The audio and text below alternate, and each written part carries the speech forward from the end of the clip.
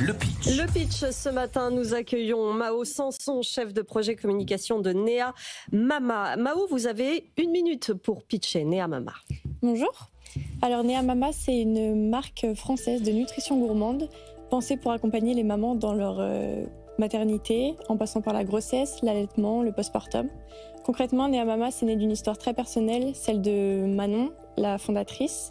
Elle est elle-même maman de 3 enfants et à la naissance de son premier fils qui est né très prématurément, elle a été confrontée à un monde où il y avait très peu de conseils, très peu d'accompagnement. Les seules solutions qu'on lui proposait pour son allaitement, c'était des tisanes au fenouil ou à l'anis.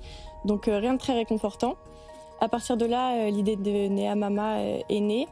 Des produits plus gourmands, mais aussi des recettes bio, naturelles, sans sucre raffiné, faites main en France. C'est une marque qui propose également d'accompagner, de soutenir, qui a une vraie volonté de transmettre, qui a également pour volonté de plus demander aux femmes de choisir entre le plaisir et l'efficacité.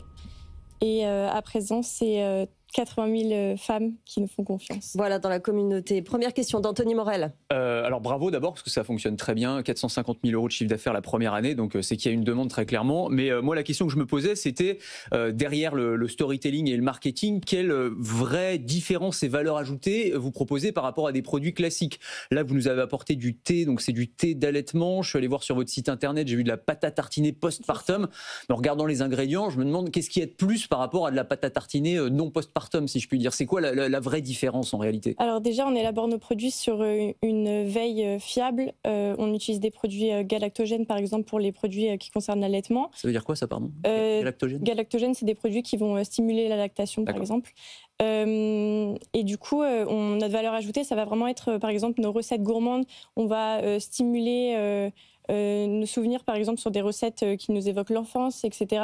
On va vraiment apporter ce sentiment de réconfort qu'on ne trouve pas spécialement dans des produits dits plus pharma ou comme des tisanes au fenouil. Mais ça, c'est juste du discours, mais il n'y a rien de scientifique derrière. Ce que je veux dire, c'est que vous dites ça, mais il n'y a pas de bien-être d'un point de vue médical ou pour la santé. Il y a des études.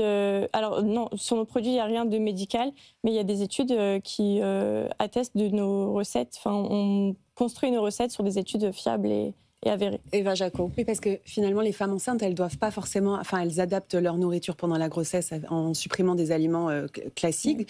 Mais là, concrètement, par exemple, quand on regarde les ingrédients qu'il y a dans cette poudre de chocolat noir, comme le disait Anthony, il n'y a rien de neuf, entre guillemets. C'est des ingrédients normaux. Il y a juste du cacao et de la poudre de dattes. C'est des ingrédients qu'on peut trouver dans d'autres recettes, oui. Mais qui, à combiner ensemble, favorisent aussi des bienfaits. Oui, bien sûr. Oui. Moi, ce que j'aimerais savoir, c'est que la période de la grossesse, notamment particulièrement, c'est une période, il faut faire quand même très attention à ce qu'on mange. Vous parlez de produits réconfortants, vous insistez beaucoup sur le gourmand. Vous avez des produits sucrés, c'est du sucre dedans.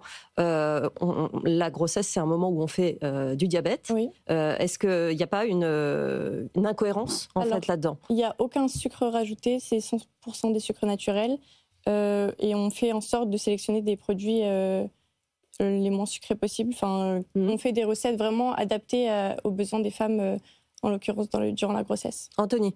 Non, je me demandais du coup, est-ce que vous vous positionnez plus comme une marque lifestyle finalement que quelque chose qu'on va trouver par exemple en pharmacie et qui est plus proche du bien-être ou du médical? C'est comme ça que vous vous positionnez d'un point de vue marketing? Alors actuellement oui, mais on a pour volonté de s'implanter en B2B, donc de prendre place dans des pharmacies, dans des maisons de maternité ou des concept stores. Eva, justement, on n'a pas parlé du prix des produits. Déjà, comment vous fonctionnez? Est-ce que c'est un abonnement ou est-ce qu'on peut acheter à l'unité aussi? On achète à l'unité.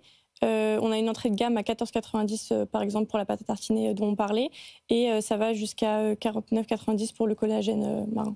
Vous insistez beaucoup aussi sur la communauté, sur l'accompagnement, sur les conseils, et que c'est ça qui manque notamment aux mamans jusqu'à maintenant. Ça se matérialise comment ces conseils? C'est quoi par exemple? Alors on est très présent sur les réseaux sociaux, on est super présent auprès de notre communauté, on parle avec eux, on communique, on leur transmet des conseils, des informations à travers des posts. Des conseils sur la nutrition, des conseils sur le sport, des conseils sur quoi? Sur globalement tout ce qui concerne la maternité. Et donc là, est-ce que vous avez une levée de fonds en vue ou vous financez tout ça en propre? Comment ça fonctionne? C'est 100% de fonds propres, fonds organiques, pas de levée de fonds en vue ou d'investissement. Ça nous permet de garder les valeurs de notre marque et de garder la main sur ça. Merci beaucoup Mao Sanson d'être venu nous voir, chef de projet communication de Nea Mama.